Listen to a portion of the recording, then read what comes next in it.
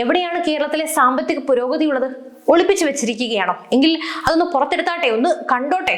ലോട്ടറിയും ബീവറേജസും അല്ലേ നിങ്ങൾ ഈ പറയുന്ന സാമ്പത്തിക സ്രോതസ്, അല്ലാതെ വേറെ എന്തെങ്കിലും ഇവിടെ ഉണ്ടോ?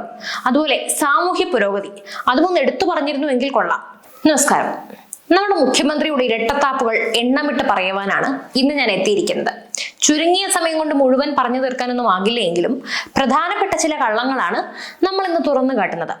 പ്രോഗ്രസ് റിപ്പോർട്ട് നൽകി തള്ളി മറച്ചിട്ട ഈ ഒരു സാഹചര്യത്തിൽ തന്നെ വേണം ഇങ്ങനെയൊന്ന്, അല്ലെ? മുഖ്യമന്ത്രി പിണറായി വിജയൻ, ഈ പേര് കേട്ടാൽ ഇന്ന് കേരളത്തിലെ ഭൂരിഭാഗം ജനങ്ങൾക്ക് വരുന്ന വികാരം എന്ന് പറയുന്നത് അറപ്പും വെറുപ്പും ഒക്കെ ആയിരിക്കും. അടിമകളുടെ കാര്യമല്ല കേട്ടോ ഞാനിവിടെ പറയുന്നത്.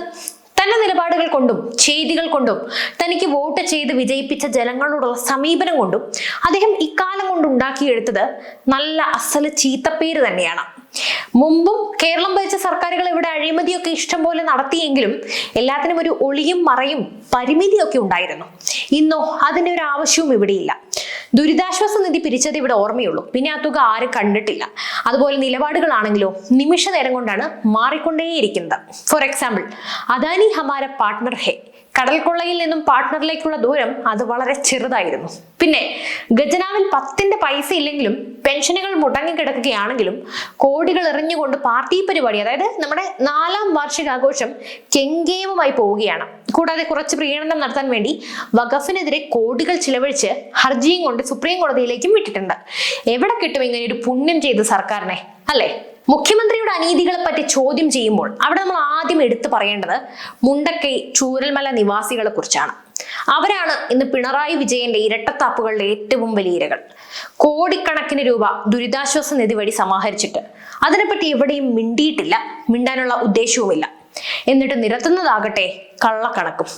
വീടും ഉപജീവന മാർഗവും അങ്ങനെ സകലതും നഷ്ടപ്പെട്ടവർക്ക് ഇന്ന് അവർക്ക് അർഹതപ്പെട്ട വാടകയും ചിലവിനുള്ള തുകയും കിട്ടാൻ സമരം ചെയ്യാൻ ഇറക്കേണ്ട ഗതികേടാണ്. അതായത് വാടകയും ഉപജീവന സഹായവും ലഭിച്ചിട്ടില്ലാത്തതിനെ തുടർന്ന് ഉപരോധ സമരവുമായി മുണ്ടക്കൈ ചൂരൽമല ദുരിതബാധിതർ കഴിഞ്ഞ ദിവസം ഇറങ്ങിയിരുന്നു.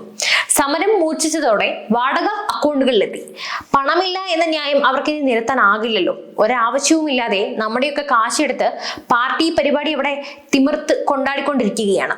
എന്തായാലും ഇനി കേന്ദ്രം ഫണ്ട് തന്നില്ല, വാടകയ്ക്ക് വേറെ പൈസ ഇല്ല എന്നൊക്കെ പറയുന്നതിന് മുമ്പേ മുഖ്യൻ ആദ്യം ഞങ്ങളുടെ കയ്യിൽ നിന്നും പിരിച്ചുകൊണ്ട് പോയ കാശ് എവിടെയെന്ന് പറയണം, എന്നിട്ടാകാം ബാക്കിയൊക്കെ. അതുപോലെ സെക്രട്ടേറിയറ്റിന്റെ പടിവാതിൽക്കൽ ആശാ വർക്കർമാർ സമരം ഇരിക്കാൻ തുടങ്ങിയിട്ട് 100 ദിവസം പിന്നിടുകയാണ്. അവരുടെ ആവശ്യത്തെപ്പറ്റി പഠിക്കാനായി പുതിയൊരു കമ്മിറ്റി രൂപീകരിച്ചിട്ടുണ്ട്.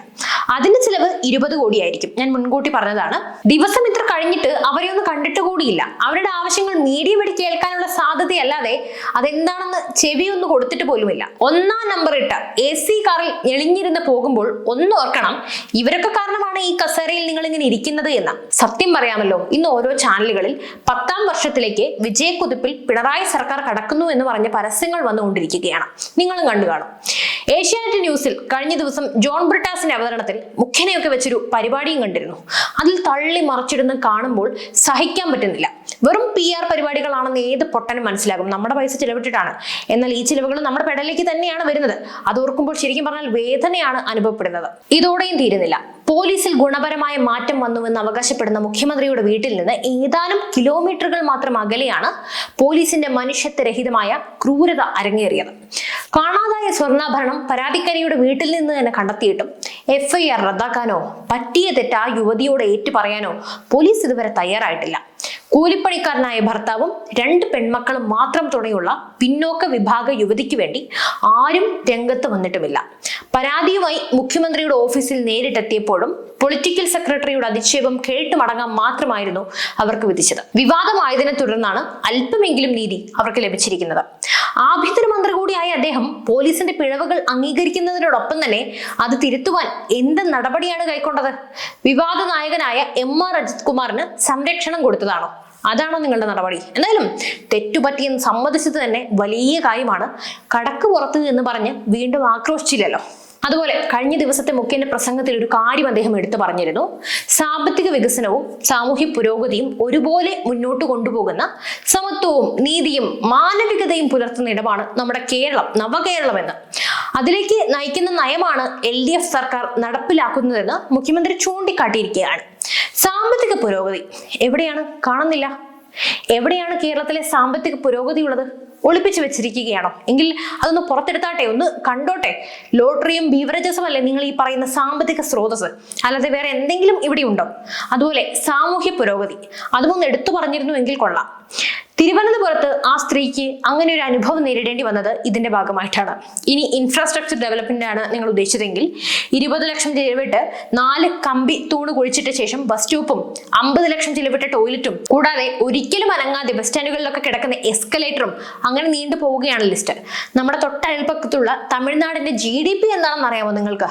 പാകിസ്ഥാൻ എന്ന രാജ്യത്തിനേക്കാൾ ഇരട്ടിയിലാണ് അവർ. നമ്മൾ ആ ലിസ്റ്റിൽ എവിടെ കിടക്കുന്നു എന്നറിയാമോ? അപ്പോൾ വീമ്പ് പറയുമ്പോൾ അതൊക്കെ നോക്കിയും കണ്ടും വേണം പറയാൻ. അപ്പോൾ തൽക്കാലം ഞാൻ ഇവിടെ വെച്ച് നിർത്തുകയാണ്. അടിമകൾക്ക് ഇത് കേട്ടാൽ സ്വാഭാവികമായും ദഹിക്കില്ല, അതെനിക്ക് ഉറപ്പാണ്. അവർക്ക് വേണ്ടി ഞാൻ എൻ്റെ കമന്റ് ബോക്സ് തുറന്നു തന്നെ ഇട്ടിരിക്കും. പിന്നെ ഞാൻ എന്തെങ്കിലും വിട്ടുപോയിട്ടുണ്ടെങ്കിൽ അത് നിങ്ങൾക്ക് പൂരിപ്പിക്കാം. ഇത്രയും പറഞ്ഞ് അവസാനിപ്പിക്കുമ്പോൾ ഒരു കാര്യം എനിക്ക് നല്ല രീതിയിൽ നല്ല ബോധ്യമുണ്ട്. ഇവർ തന്നെ ഇവിടെ വീണ്ടും ഭരിക്കും. അത് അവരുടെ കഴിവുകൊണ്ടല്ല, എതിരെ ഇരിക്കുന്നവന്റെ കഴിവുകേട് കൊണ്ടാണ്. മുടിഞ്ഞു കുത്തുവാള എടുക്കാൻ കേരളം വീണ്ടും ബാക്കി. നന്ദി.